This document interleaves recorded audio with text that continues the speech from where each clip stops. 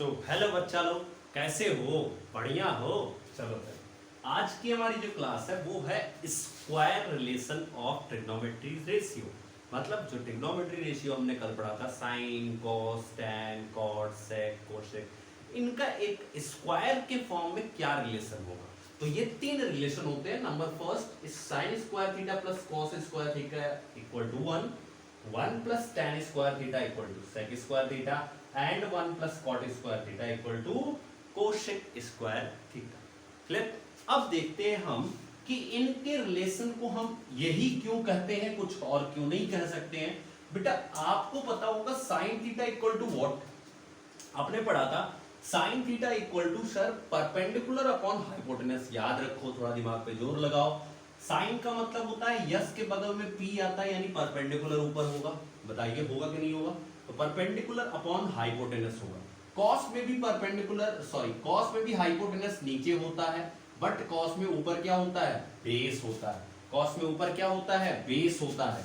And आपको मैंने एक ट्रायंगल भी बताया था, ध्यान से देखेंगे तो आपको समझ में आएगा। ठीक है, ध्यान से देखोगे तो आपको ये चीज क्लियर हो जाएगी कि मैं क्या समझाने की कोशिश कर रहा हूं। मैं अभी प्रूफ कर रहा हूं कि ये वन ही क्यों होता है। क्लियर? देखो ध्यान से, इसके सामने की जो साइड है इसे हम क्या बोलेंगे? हाइपोटेनस बोलते हैं कि नहीं बोलते? बताओ भाई। और अगर मैं बात करूं इस एंगल की, थीटा के केस में, तो इसे हम बेस बोलेंगे। और ये हमारा क्या हो जाएगा? परपेंडिकुलर हो जाएगा। परपेंडिकुलर हो जाएगा। ठीक है, परपेंडिकुलर हो जाएगा। क्लियर? अब ध्यान से समझिएगा, अगर मैं पाइथागोरस थ्योरम की बात करूं, पाइथागोरस का नाम सुने हो? पाइथागोरस थ्योरम क्या बताता है कि हाइपोटेनस का स्क्वायर जो होता है, हाइपोटेनस का जो स्क्वायर होता है, यानी कि हाइपोटेनस का जो स्क्वायर होता है वो होता है बेस का स्क्वायर प्लस परपेंडिकुलर का स्क्वायर। बताओ होता है कि नहीं होता? बेस का स्क्वायर प्लस परपेंडिकुलर का स्क्वायर होता है कि नहीं होता है? बताइए जल्दी से। होता है ना? तो आप देखो ध्यान से, अगर यहां पर हम इसका स्क्वायर करें बेटा, यहां पर स्क्वायर करें तो इस तरह से हो जाएगा। कि एक स्टेप और सॉल्व करते हैं तो यहां देखो हाइपोटेनस नीचे भी है, नीचे भी है, तो इसका एलसीएम हो जाएगा हाइपोटेनस स्क्वायर। क्या हो जाएगा? Hypotenuse square. एंड ऊपर क्या हो जाएगा? Perpendicular square plus base square. हो जाएगा कि नहीं हो जाएगा? तो बेटा perpendicular square plus base square होता क्या है? तो सर पाइथागोरस थ्योरम से perpendicular square plus base square equal to hypotenuse square होता है। इसका मतलब ये हो जाएगा एच स्क्वायर अपॉन में एच स्क्वायर। सो इस तरह से ये कट के क्या बन जाएगा? 1 बन जाएगा। इस वजह से sine square theta and plus cos square theta is going to be 1। Clear?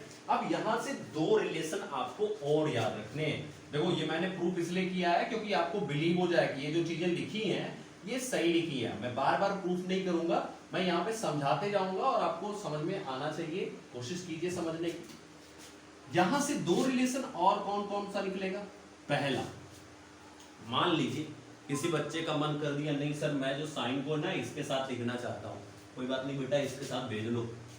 ठीक है, चंद्रमुखी ने कहा कि सर साइन को ना एक के पास भेज दीजिए। चलो बेटा भेज दिया एक के पास। ये साइन प्लस के साथ था, इधर आया माइनस के साथ हो गया। अब बचा क्या? तो इधर साइड में बचा क्या? कॉस स्क्वायर थीटा, तो ये तो बचा।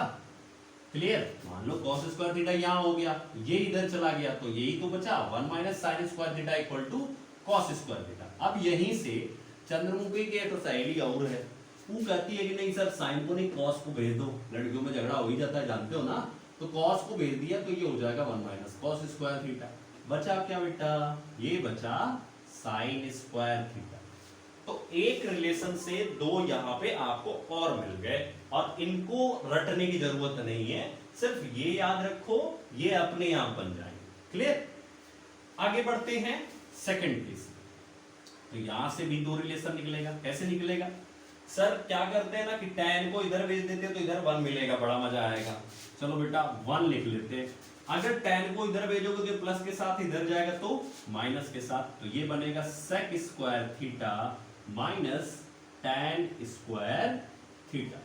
अब किसी बच्चे का मन कर रहा है कि सर जो है हमने tan को इधर भेज दिया, अब मैं 1 को इधर भेजूंगा, मैं 1 को उधर भेजूंगा, तो भाई उसका जब मन कर दिया 1 को उधर भेजने का, तो यहाँ पे बचा क्या, tan स्क्वायर थीटा, और जब 1 को इधर भेजा गया तो ये हो जाएगा sec square theta minus.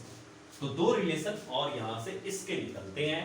And finally last term पर आते हैं बेटा, तो यहां से जो पहला रिलेशन निकलेगा वो क्या निकलेगा, cot स्क्वायर थीटा को अगर इधर भेज दिया जाए तो आपको मिलेगा 1 equal to cosec square theta minus cot square theta. और ठीक इसी तरह से अगर 1 को इधर भेज दिया जाए तो हमें दूसरा रिलेशन क्या मिल जाएगा, दूसरा मिल जाएगा कॉट स्क्वायर थीटा। देखिए ये यहीं का यही रह जाएगा, इस 1 को हम उधर भेज देते हैं तो हो जाएगा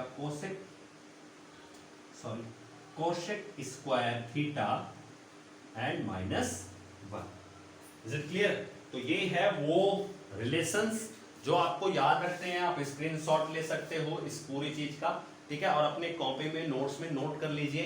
एंड अब हमारी जो छोटी सी क्लास होने वाली है, छोटी सी इसलिए बोल रहा हूँ क्योंकि वो छोटी सी एक्सरसाइज ही है, तो उस क्लास को हम लाइव पढ़ेंगे रात में 9 बजे, ठीक है।